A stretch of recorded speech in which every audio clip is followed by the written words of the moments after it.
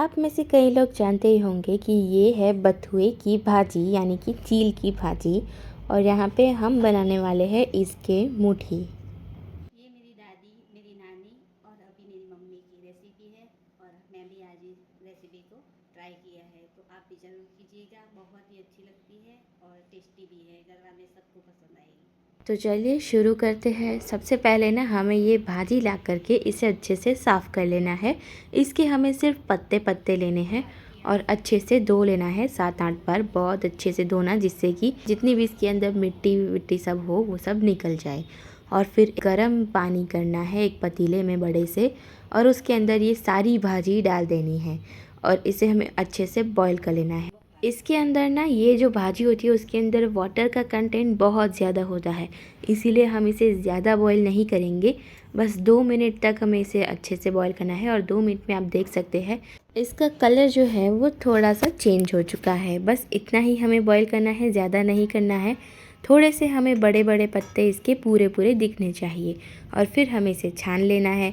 छानने के बाद तुरंत ही हम इसे एक बड़े से पतीले में या फिर बड़ी सी परात में निकाल देंगे और अच्छे से इसको फैला लेना है, जिससे कि क्या होगा कि जो गरम है ना वो थोड़ी सी ठंडी हो जाएगी। ज़्यादा ठंडी भी नहीं करनी है, बस थोड़ी सी नॉर्मल टेम्परेचर पे आ जाए तब तक हमें इसे ठंडा करना है। और अब इसके अंदर हम मसाले करेंगे। तो सबसे पहले हम ऐड करेंगे धनिया जीरा पाउडर, ज़्यादा डालेंगे थोड़ा सा, जिससे कि स्वाद भरपूर आए। और फिर थोड़ी सी हल्दी पाउडर डालना है, थोड़ी सी हींग डाल देंगे। अब ये जो हम मुठिया बनाने वाले हैं ये हो चुकी है एक विसराती वानगी, जो कि गांव में बहुत ज़्यादा बनती है, पर हमारे शहर में सब लोग इसे कम बनाते हैं क्योंकि सबको अवेयरनेस नहीं होती कि ऐसी भी कोई चीज़ बनती है। तो बस इसीलिए हम आपसे शेयर कर रहे हैं, आप लोग भी बनाइएगा। फिर इसके अंदर हमने ऐड किया है कैरम सीड्स यानी कि अजवाइन जो होता है वो ऐड करना है। नमक स्वाद अनुसार ऐड करेंगे।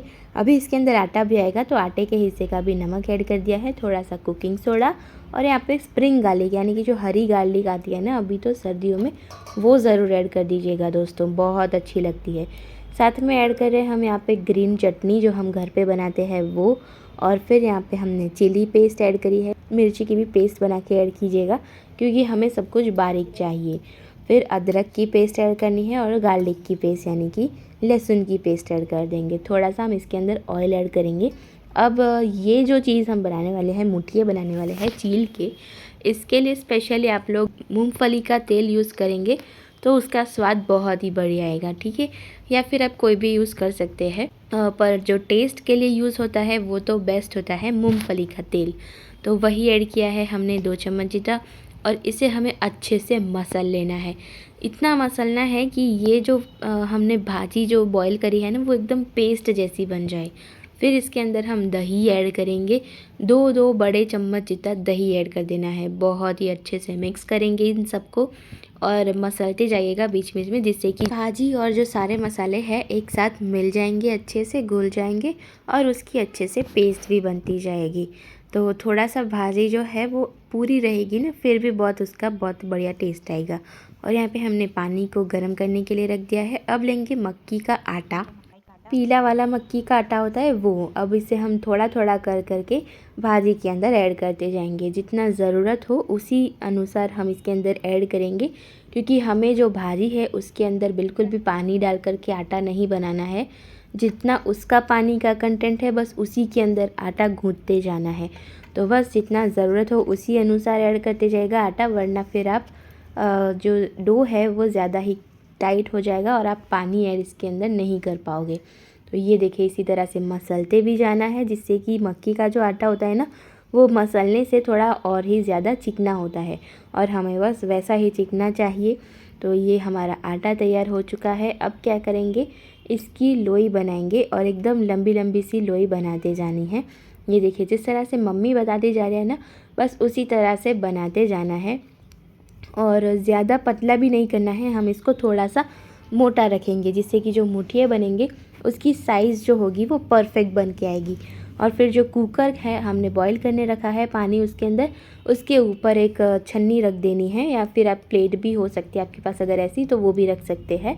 तो बस उसी के अंदर इसे सेट करते जाना है। ये देखिए एकदम टाइट सा हमें इसका लोई बना करके अंदर ऐड करते जाना है। और बस फिर कुकर के अंदर सारी लोई बन जाए और रख दी जाए, तब उसको बंद करके उसे बॉईल होने देना है। कब तक? जब तक कि ये जो मुठिए हमने बनाए हैं वो अच्छी तरह से ऊपर से उसका ग्लॉसीनेस आ जाएगा और आप अंदर छुरी डाल करके देखोगे ना तो एकदम क्लीन छुरी आए, बस तब तक हमें इसे बॉईल करना है। अच्छे से पका हुआ है ये देखने के लिए आप इस तरह से छुरी डाल सकते हैं। ये देखो है ना, अब ये पक चुका है। अब क्या करेंगे, हम एक को निकाल लेंगे और अब हम इसको कट करके चॉप करके, यानी कि छोटे छोटे पीस में चॉप करना है और सर्व करना है। ये देखिए इसी तरह से आपको भी इसे गोल गोल व्हील्स की तरह कट करते जाना है और फिर इसके ऊपर हम ढेर सारा डालेंगे ऑयल, यानी कि मूंगफली का जो तेल होता है वो ऐड करना है। इससे स्वाद बहुत ही अच्छा आता है और आप लोग इसे ना सिर्फ तेल के साथ नहीं, आप इसके दूध के साथ भी खा सकते हैं, फिर छाछ होती है उसके साथ भी खा सकते हैं और अकेला भी खा सकते हैं। बहुत ही टेस्टी लगता है। एक बार ये रेसिपी ट्राई करके फिर मुझे कमेंट करके ज़रूर बताइएगा कि आपको ये रेसिपी कैसी लगी। चील के मुठिए के जैसे हमने पहले बनाए थे, चील के रोटले, वो भी बहुत अच्छी रेसिपी है, तो ऑलरेडी शेयर कर दी है नेहा एंड नैया व्लॉग्स पे, तो ज़रूर देखिएगा और लाइक शेयर और सब्सक्राइब भी कर दीजिएगा।